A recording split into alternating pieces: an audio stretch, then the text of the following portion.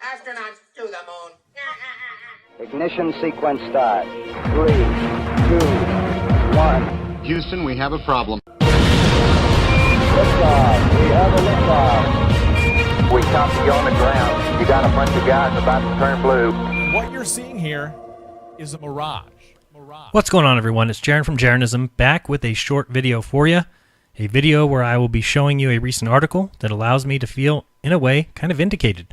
A while ago, when talking about planes traveling in the southern hemisphere, I stated that those passenger planes could be traveling faster than the speed of sound and actually be traveling much greater distances without anyone knowing. My reason for this was, of course, the jet streams. And what happened? Well, when I said it, I was laughed at and told it wasn't possible for passenger planes to travel faster than the speed of sound, even though I showed them that the jet stream in the south was often 200 plus miles per hour, but to no avail. Well, let's take a look at this article. It's from February 19th, 2019 on the website theweek.com, and let's read it. First, in its entirety, it's titled, "The jet stream is moving so fast right now that commercial planes are traveling faster than the speed of sound. If you're flying east today, you're in a whole lot of luck. The jet stream, that funny little channel of high-altitude air that flows over the United States and northern Atlantic, is moving at unheard-of speeds, delivering commercial jets to their destinations nearly an hour ahead of schedule," the Washington Post reports. In fact, one Virgin Atlantic flight traveling from Los Angeles to London notched a speed of 801 miles per hour over Pennsylvania, which, had it been on the ground, would have been faster than the speed of sound. Thankfully for passengers on board, the plane itself didn't actually break the speed of sound because, as the Post puts it, it was embedded in the swiftly moving air, so only its horizontal speed over land or ground speed crossed the 767 mile per hour speed of sound threshold. The plane's true airspeed, or speed at which the air was passing over the wings, would have been much lower. Still, the speed is impressive, and it is thought to be a record for a Boeing 787-9 Dreamliner, which has a usual cruising speed of 561 miles per hour. Other flights have also been catching an extra boost from the high winds. A 737 traveling from Chicago to New York hit a ground speed of 700 miles per hour on Tuesday morning, with that route's estimated travel time down to 1 hour and 24 minutes from the usual 2 hours. If you're flying west, alas, the jet stream won't be quite as fun. The Post expects westward flights out of New York and New England to see up to an extra 30 minutes of travel time. All right, so let's go through it and pull out a few important parts. First, you have to be traveling east, which is the same way that the Earth spins. So remember, you're spinning 1,000 miles per hour, and so the atmosphere, which is attached to the Earth, and the winds are all moving 250 miles per hour or faster. And why do I say faster? Hold that thought. But remember that these winds are blowing faster than even the spin of the Earth in the same direction. So take a basketball, have an attached atmosphere, spin it, and then try to make the winds go faster than the spinning basketball in the same direction. Ridiculous. It then mentions the jet stream as a channel that exists over the United States and northern Atlantic, and this is a little bit confusing as it also exists elsewhere and is the quickest the further north or south you go, because winds are because of temperature, and the largest difference between hot and cold temperatures would exist closer to the north and the south. You'll also see here that it mentions a ground speed of 801 miles per hour, and then lastly it tells us that the plane didn't actually break the speed of sound because it's being carried by the high velocity winds, which is exactly what I have been saying. Now, notice there's no mention of the actual speed of the jet streams, probably because they'd rather you did not know, but I typed in southern jet stream speed, and you'll see that the greater the difference in the air temperature, the faster the jet stream, which again tells us that the polar jet streams would be the fastest, as the greatest temperature differences exist there. Also note that it says that the jet streams can reach speeds up to 250 miles per hour or greater. That's just funny. Up to 250 miles per hour or greater? Okay, well, my feeble mind says that up to 250 miles per hour then is an incorrect statement if they can also be greater. You know, my car can hold up to 5 people or greater. Well, which is it? Well, these little tricks are important and for a reason. So now I've pulled up the earth.nullschool.net, and if you haven't seen the video that I released earlier today, I think you can just click up here somewhere if I did this right, and you can watch a video about how earth.nullschool.net removed the very useful AE projection. So unfortunately, I can't show you the jet stream winds on the AE projection. We're going to have to look at them on a globe.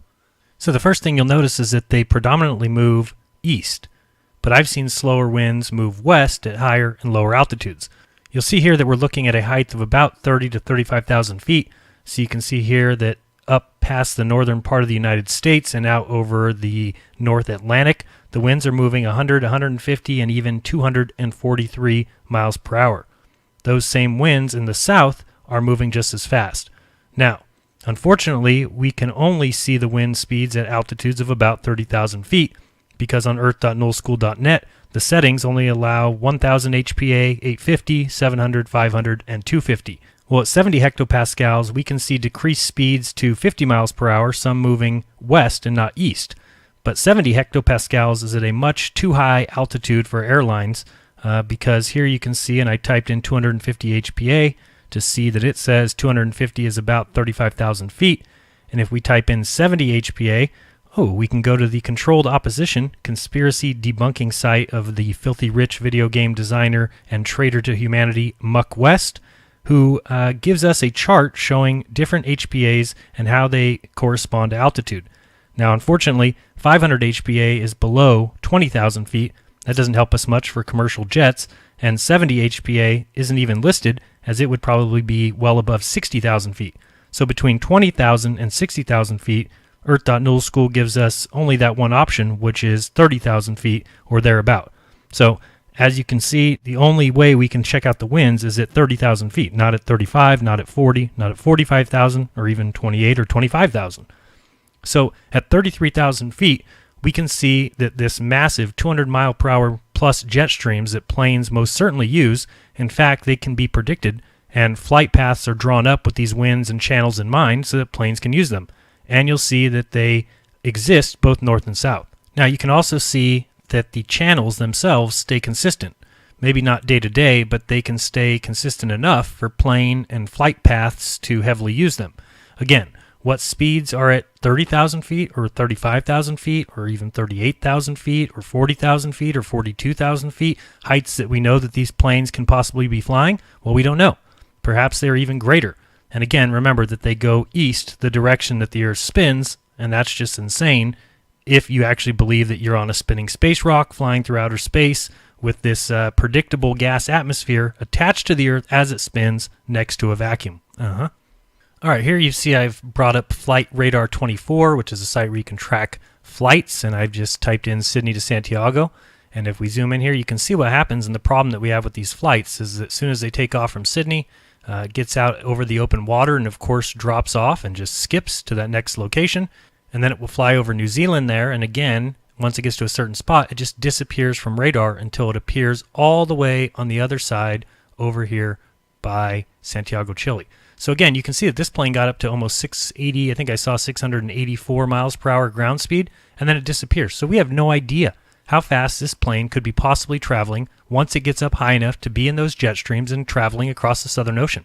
And you can go to any of these flights. It's not just one. I didn't pick this one particularly. Let's scroll down here and find another one, just a random one. We'll just choose this one here. Who knows? And this flight nearly took 12 hours. And again, it's going to be the same thing every time. You start to drag this little thing, the plane leaves Sydney, gets out over the open ocean, and again, skips till it gets to New Zealand.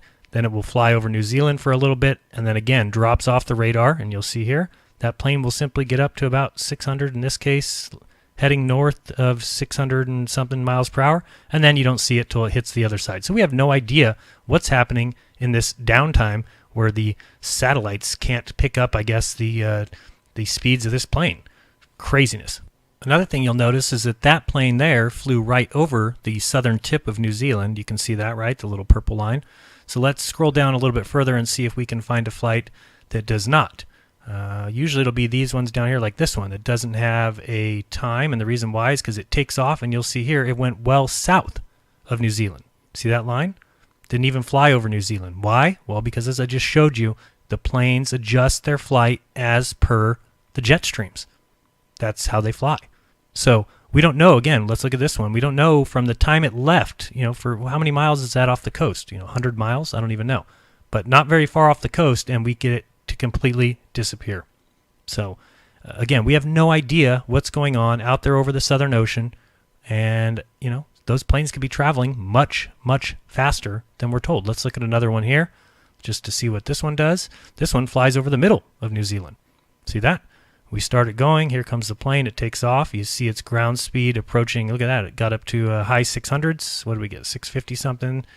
Flies over New Zealand. at 650 about, and then disappears till it gets to the other side, all the way over by South America. So again, what if this plane was actually flying over that huge stretch that we can't see, some 6,000 plus miles according to the globe? What if it was traveling much, much faster as it got up in these jet streams? Well, let's look at an example. And so this is just a little quick example that I made here. Let's say we've got a plane going Sydney to Santiago, as we just showed. That travels 7,000 miles in 12 hours, which is about the average flight time. 7,000 divided by 12 equals 583 miles per hour. All right, but what about the jet stream? So remember, it's helping the plane with close to 250 mile per hour winds. So if the plane is being helped, well, 583 miles per hour minus 250, is the plane actually going 333 miles per hour? And then it's getting the extra 250 to end up at 583? Well, that doesn't sound very efficient, does it? So let's look at it this way. What if that plane was actually going 625 miles per hour, which we saw, ground speed. We also know that that's easily under the speed of sound. 625 miles per hour plus 250 miles per hour, which would be the most efficient thing, is 875 miles per hour ground speed. Okay, so a plane from Sydney to Santiago could be going 875 miles per hour for 12 hours. 875 times 12 is 10,500 miles instead of 7,000 miles. I mean, quite a difference, right? And again, this plane, this example I'm giving here, could be going 875 miles per hour, and it wouldn't even be breaking the speed of sound. Now again, I have to say it because people will forget it, that I'm not saying how far that plane actually travels or at what speed, because as I've just shown you, we don't know the exact speed of these winds at altitude, but they do. We just know what we're told. So please remember, I'm not trying to make any new claims here. As I've claimed in the past, the planes can go faster than the speed of sound. We've just seen that now in the article. And speeds of the jet streams are the greatest the further north or south you go because of the temperature differential, which I've mentioned before. The people making claims are the ones saying that flight distances in the south prove a globe. Well, guys, you simply do not know the distances planes travel or the speed unless you take the globe as a fact. If it's possible we don't live on a globe, then it's very possible planes travel further and faster than you've been told because we don't know the true layout of the southern vast oceans, nor do we know for facts the speed of sound at altitude, nor do we know the speed of the jet streams, or what exactly the planes are doing during that long 12-hour trip. Remember, the plane going back still takes 15 plus hours, but it too can be using the jet streams that go west at different altitudes. Again, we can't see the winds that are higher or lower than 33,000 feet, so it's hard to say. But the truth is, engines today are more efficient at higher altitudes and higher speeds, and I wouldn't doubt it, they're simply going faster than we've been told. And as I always say, it's up to you to decide. You can choose. If you don't think that we've ever been lied to, then good for you. I'm smarter than that, and now you see why anyone who says Southern flights prove the globe are either too scared to consider the alternative or just haven't researched enough. But now you know planes can and do fly faster than the speed of sound, and who knows how far or fast they are actually going. All right, and if you want to support my channel, you can go to my PayPal or my Patreon. Those links are in the description. My Venmo is on the screen, or you can support me for free by liking or sharing this video, which I would greatly appreciate. Or if you shop at Amazon, just go to jeranism.com first, hover over support in the upper right, and then click Amazon, and you'll go right there and pay what you always pay. Plus, I get a little small percentage. Or you can type in j.mp/JeranAMZ into any web browser, and that too will take you to Amazon, where you can shop like you normally do. Up next, we have some animals that are fans of mine that are going to dance us out of here, and I remind you to do your own research, because when you do, you'll never again believe what you've been taught. Till next time, this has been Jeranism.